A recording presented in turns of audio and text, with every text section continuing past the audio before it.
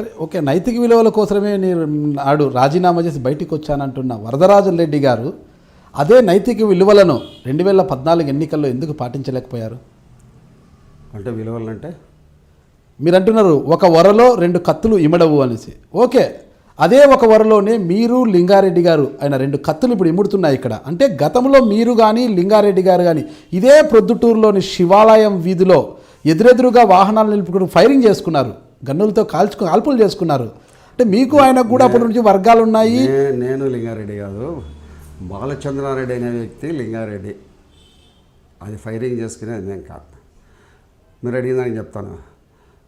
2000 రాష్ట్రాన్ని 2గా విడదీసిన తర్వాత కాంగ్రెస్ మీద పూర్తిగా ప్రజల యొక్క అసమ్మతి విపరీతంగా ఉంది. రాష్ట్రాన్ని విభజించినారు.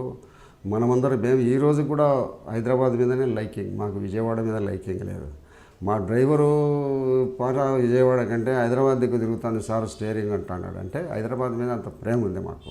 తిరిగి అలవాటు అయిపోయింది కాబట్టి అలవాటు అయిపోయింది. అక్కడ పోతే మా ఊర్లో ఉన్నట్టు ఉంటుంది. 2 రోజులు ఇట్లా తిప్పితే ఇది అలవాటు అయిపోతుంది.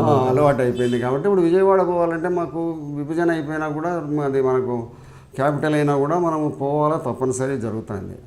అప్పుడు ఏమైంది, ఇది పూర్తి కొలాప్స్ అయిపోయింది. కాబట్టి నాకు టీడీపీ నుంచి ఆహ్వానం వచ్చింది, పార్టీలో వచ్చారని పోయినాను, చేరినాము.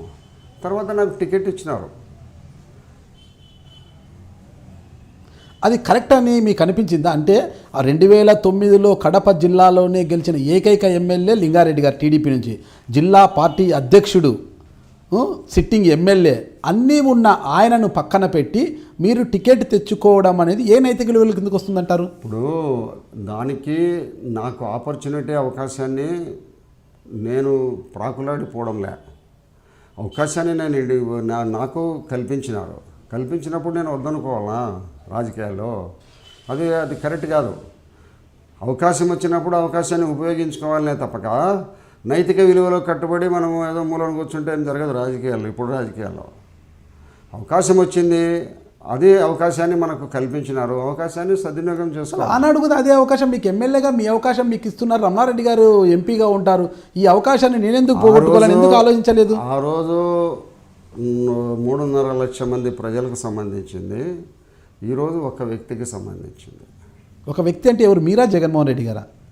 ఇప్పుడు లింగారెడ్డి ఒక వ్యక్తి, ఆయనకు తీసేసి నాకు ఇచ్చారు. అది ఒక వ్యక్తికి సంబంధించింది. ఆ రోజు దాదాపు 3.5 లక్షల మంది నా మీద నమ్మకం ఉంచి నేనేదో ఈ నిజాయితీ రాజకీయాలలో నుంచి ఉన్నాడు ఈయన అని నేను అప్పుడు టీడీపీ నుంచి బయటకు వస్తే 33,000తో గెలిచిన, మళ్ళీ కాంగ్రెస్లో 89లో. ఎలా అయినా కూడా నైతిక విలువల గురించి మనం మాట్లాడుకునేటప్పుడు మీకు రాజకీయంగా పునాది వేసింది కాంగ్రెస్ పార్టీలో, మీకు మద్దతుగా నిలిచింది రాజశేఖర రెడ్డి గారు. ఇంతకుముందు మీరే చెప్పారు రాజశేఖర రెడ్డి గారి నాకు చాలా సన్నిహితం ఉంది, బాత్రూంలోకి వెళ్ళి మాట్లాడాను అని చెప్తున్నారు మీరు. అంతటి సన్నిహితం ఉన్న రాజశేఖర రెడ్డి గారి మరణం తర్వాత వారి కుటుంబం వెంట మీరు నడవలేదు. కొద్దికాలం పాటు ఉన్నా మళ్ళీ తిరిగి వైసీపీలోకి వెళ్ళకుండా కిరణ్ కోటరీలో, అంటే జగన్ వెంట ఉండకుండా కిరణ్ కోటరీలోకి వెళ్ళారు. కిరణ్ కోటరీ నుంచి ఇప్పుడు మళ్ళీ మీరు కాంగ్రెస్ పార్టీ రాష్ట్ర విభజనానంతరం మీద అయిపోయింది కాబట్టి టీడీపీలోకి వచ్చారు. మీకు అంత విలువల గురించి చెబుతున్నప్పుడు ఎందుకు మీరు జగన్కు మద్దతుగా నిలబడలేకపోయారు? ఇప్పుడు ఎవరైనా కూడా రాజకీయాలలో వాళ్ళ అవకాశాలను వినియోగించుకుంటారు. జగన్మోహన్ రెడ్డి దగ్గరికి నేను పోతే ఏదో గతంలో నేను అధికారం వాళ్ళ నాయన ఉన్నప్పుడే నాకు సాబిటైజ్ చేసినాడు.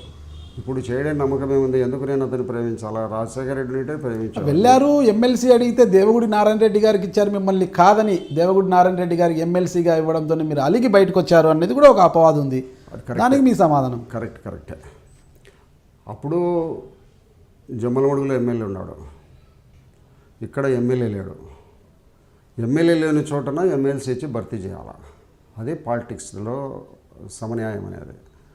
నీకు ఉండబడిన చోటనే ఇంకొకటి ఇచ్చేవాడు, నేను ఇచ్చే పరిస్థితిలో ఉంటే, ఒక ఎమ్మెల్యే ఉన్న చోటనే ఇంకొక ఎమ్మెల్సీ ఇచ్చే పరిస్థితిలో ఉంటే నాకు ఫ్యూచర్లో న్యాయం ఏం చేస్తాడు? అతను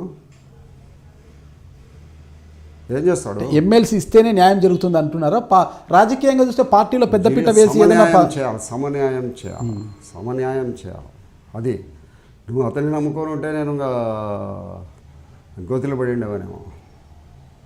అందుకు జగన్మోహన్ రెడ్డి దగ్గరికి పోలేదంటారు మీరు. సరే, జగన్మోహన్ రెడ్డి గారి పరిస్థితి మనం పక్కన పెడితే రాజశేఖర రెడ్డి గారితో మీకున్న సన్నిహితం గురించి మీరే ఇంతకు ముందు కూడా మాట్లాడారు.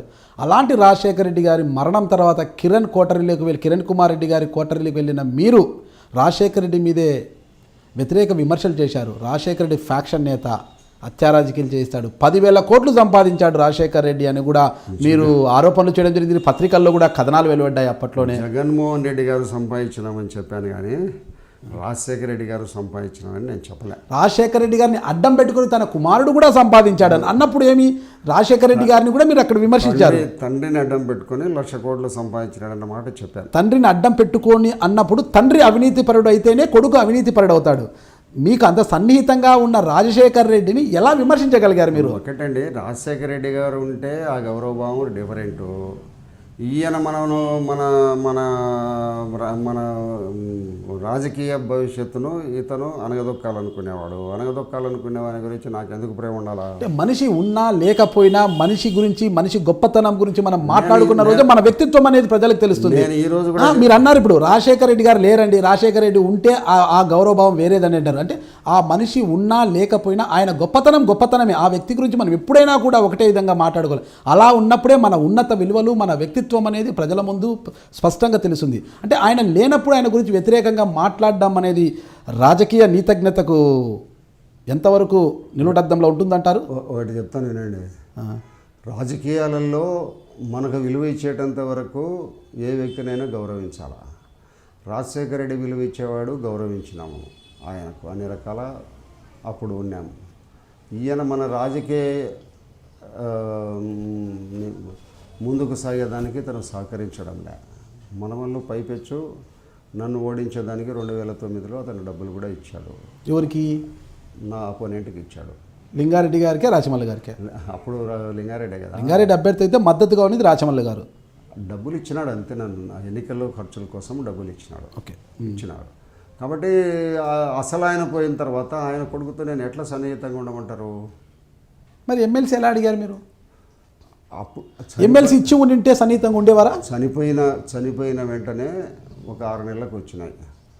6 నెలలకు ఏం పెద్ద ఊగిసలాటలు ఏం లేవు. అప్పుడు రోసయ్య గారు గుంటూరు పోగాకు అది ఎక్కడో కట్ చేయి చెప్తా. ఆయన ఏదో ఉండేవాటే లేకపోయినా ఒకటే కానీ అందరితో బాగుండేవాడు. కిరణ్ కుమార్ రెడ్డి వచ్చినాక కొద్దిగా బాగా దగ్గరికి తీసేవాడు, అభిమానించేవాడు. కిరణ్ కుమార్ రెడ్డి వచ్చినాక ఎన్నికలు వచ్చినాయి. ఎన్నికల్లో నన్ను ఉండమని ప్రపోజ్ చేసినాడు. ఎవరు? కిరణ్ కుమార్ రెడ్డి. ఇంకా జగన్మోహన్ రెడ్డిని కూడా నేను అడిగినాను, ఇట్లా ఇక్కడ పొద్దుటూరు ఒకటే ఖాళీ ఉంది, ఇంకా జమ్మలమడుగులో ఆల్రెడీ ఎమ్మెల్యే గారు ఉన్నారు కాబట్టి అక్కడ ఎమ్మెల్సీ ఇవ్వాల్సిన అవసరం లేదు, పొద్దుటూరుకి ఇస్తే మీకు ఇక్కడ కూడా ఎమ్మెల్సీ అయితే ఇక్కడ మొత్తం జిల్లా అంతా కూడా కవర్ అవుతుందని చెప్పినాను.